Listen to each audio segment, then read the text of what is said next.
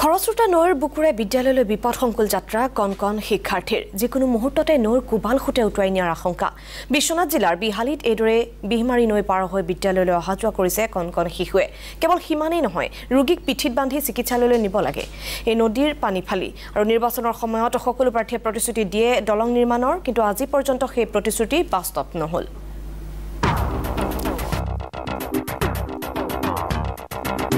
প্ৰথমে চাওক কেইটামান দৃশ্য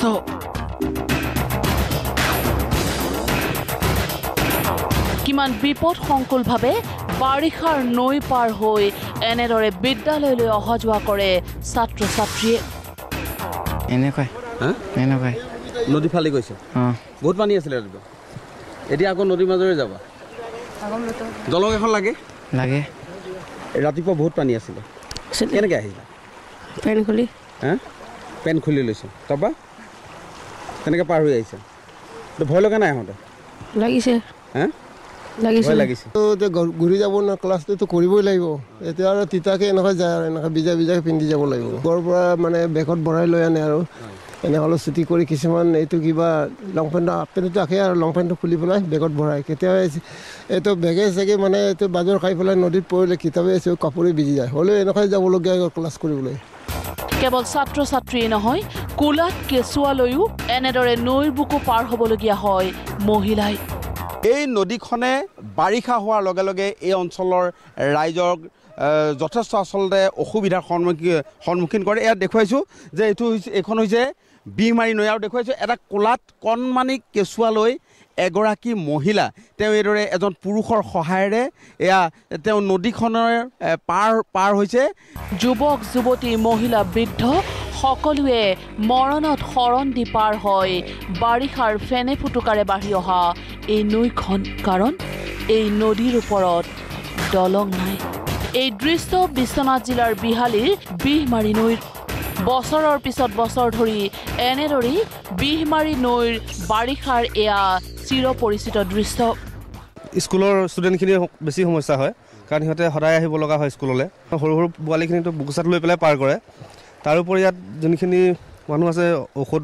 পাতিৰ বা এইফালে মেডিকেলৰ কাৰণেও অসুবিধা হয় যাবলৈ কাৰণে আৰু ইয়ালৈ যিখিনি দিন হাজিৰা কৰা মানুহ আহে এইফালৰ পৰা ওলাই আহে সিহঁতৰো দিগদাৰ হয় আৰু মেডিকেল যাবলৈ বহুতখিনি ইয়াত অসুবিধা হয় সেইখিনি মানুহৰ যদি ইয়াত দলংখন বনাই দিয়ে সকলো ৰাইজৰ সুবিধা হ'ব ডাঙৰ সমস্যা কি কৰিব এইটোতো এতিয়াই নহয় আজি আমি জন্মৰ পৰাই দেখি আছোঁ এখন নদী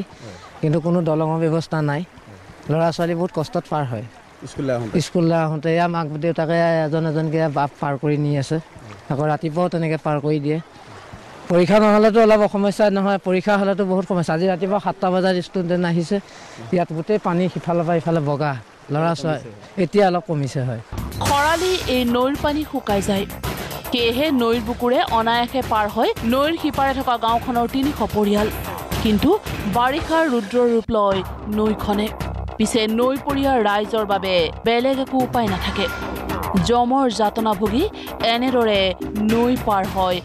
কণ ছাত্ৰ ছাত্ৰীৰ পৰা সকলোৱে অহা যোৱাটো বন্ধ হৈ যায় স্কুলীয়া ল'ৰা ছোৱালী অহা যোৱাটো বন্ধ হৈ যায় আৰু ৰোগীবিলাক আনিবৰ কাৰণেও অসুবিধা হয় তাৰপিছতে আপোনাৰ বহুখিনি সমস্যা মানে ইয়াত এই নদীখনে কমি থাকে আচলতে স্কুললৈ মানে যেতিয়া ডাঙৰ পানী হৈ যায় কেতিয়াবা ল'ৰা ছোৱালী স্কুললৈ আহিবলৈ বন্ধ হৈ যায় আৰু কেতিয়াবা মাক দেউতাকে পাৰ কৰি দিয়ে আকৌ মাক দেউতাকে লৈ যায় গঞা ৰাইজে বজাৰ সমাৰ চিকিৎসালয় বিদ্যালয় মহাবিদ্যালয় কিংবা অফিচ কাছাৰীলৈ আহিবলৈ এই নৈখনৰ বুকুৰে পাৰ হ'ব লাগে বৈ খাই আছে পানীটো জোৰ হৈ আছে সেইকাৰণে নদীৰ পৰা পাৰ হ'ব পৰা নাই কাৰণে এইখানে এতিয়া হৈ আছে ইয়াত দলং